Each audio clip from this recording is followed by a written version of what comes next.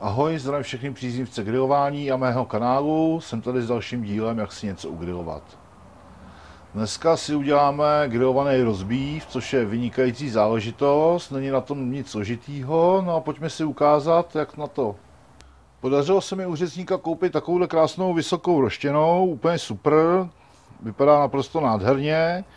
Pěkně jsme si ji očistili od všech těch blán a máme to připravený.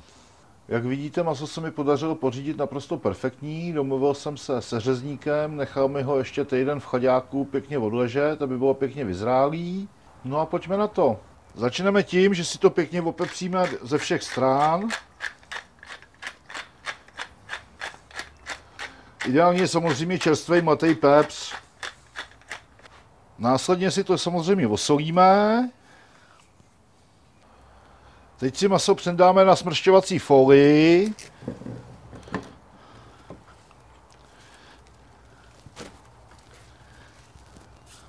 No a potřebujeme si to krémskou hořčicí. Zase pěkně z obou dvou stran. Samozřejmě správně se tam má dávat dijonská hořčice, ale já jsem to jednou takový zkoušel s tou kremskou a je to naprosto super, dodá to tomu další chutě. Není to tak agresivní jako ta dijonská. Přidáme Worcester.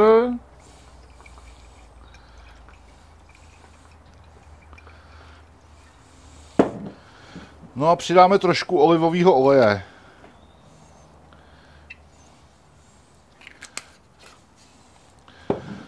No a zase tohle z obou dvou stran. No a teď už to jenom pořádně zabalím do té folie. Snažím se, aby tam bylo co nejméně vzduchu.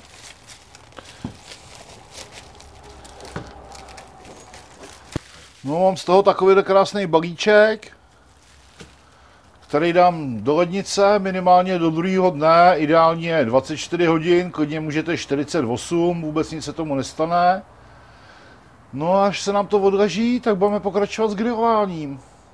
Tak máme tady druhý den a pokračujeme s naším roastbeefem. Začali jsme tím, že jsme si ho asi před hodinkou vyndali z lednice, aby se nám trošku ohřel, aby nedostal takový šok. No a zhruba před čtvrt hodinkou jsme si dali rozehřát uhlí, aby jsme ho měli pěkně nahřátý, aby jsme měli rozehřátý grill a rošt. No a jdeme se podívat na ten roastbeef, jak to vypadá.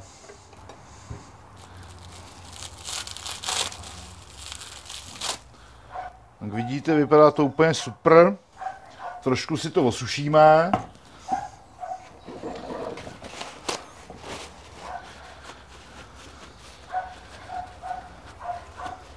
No a jdeme s tím do grillu. Tak grill máme zase rozložený na přímou a nepřímou metodu. Takže nejdřív to dáme do přímé části, kde si to pěkně zatáhneme. Pěkně z obou dvou stran, pak to předáme a budeme dělat nepřímo. Po chvilce otočíme.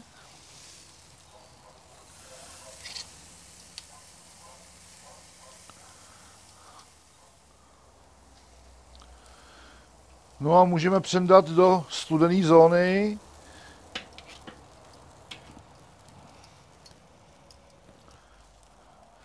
Píchneme si do prostřed masa sondu.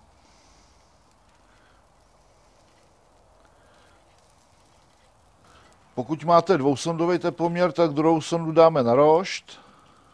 No a budeme grilovat zhruba při 150 stupních, dokud v roastbeefu nebude nějakých 52-53 stupňů, což je teplota, kterou chci. Počítám, že to bude trvat zhruba tak 3/4 hodinky až hodinku. Tak máme to tam hodinku, teploměr nám začal pípat, že požadované teploty bylo dosaženo, tak to jdeme vyndat. Vidíme požadovaných 52 stupňů, takže paráda. No a takhle báječně to vypadá. Vydáme si sondu.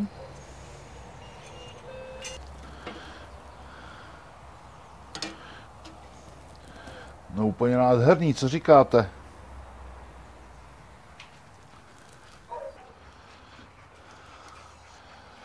Dáme na prkínko, přiklopíme, no a necháme to vystydnout. Samozřejmě, kdo má rád ten rozbív teplej, tak to nechá vystydnout jenom trošku, aby se mu zatahly šťávy. Já to mám rád úplně na studeno, nejradši na chlebíčkách nebo v bagetě, takže si to nechám vystydnout úplně. Tak ještě nám to teda nevystydlo tak, jak bych úplně chtěl, a rodina je hladová, tak musíme jí to naporcovat.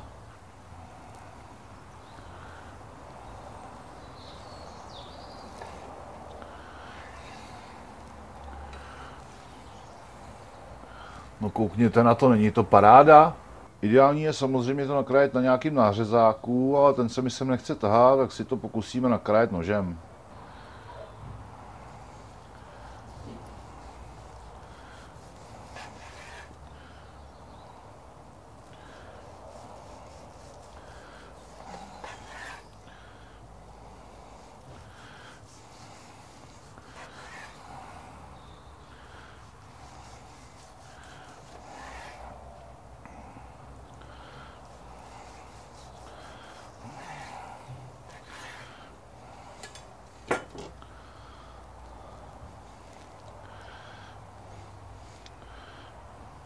No, jako úplně nádherně to jde natrhat.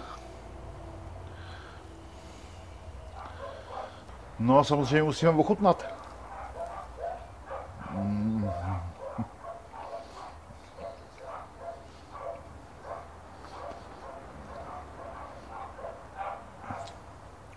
Plná bomba.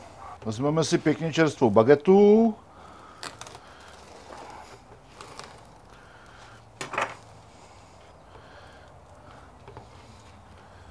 Natráme si dovnitř trochu ledového salátu.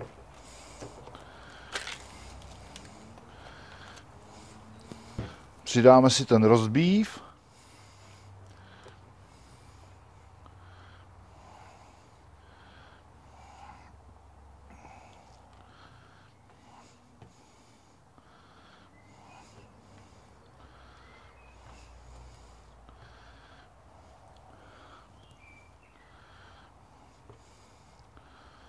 Přidáme trošku domácí tatarky.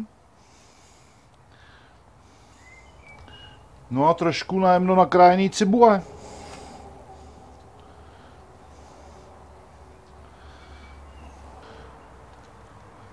No a takhle to vypadá, když to máme hotový. Úplně perfektní, žádná trapná bageta na pumpě. Tak roastbeef máme hotový, viděli jste, nebylo to zase nic složitýho, dopadlo to naprosto báječně, no a chutná to tak, jak má, prostě perfektně. Tak to je dneska všechno, kdo chce, tak to vyzkoušejte, fakt to za to stojí, mějte se a příště zase ahoj. No a samozřejmě musíme to ochutnat i s tou bagetou.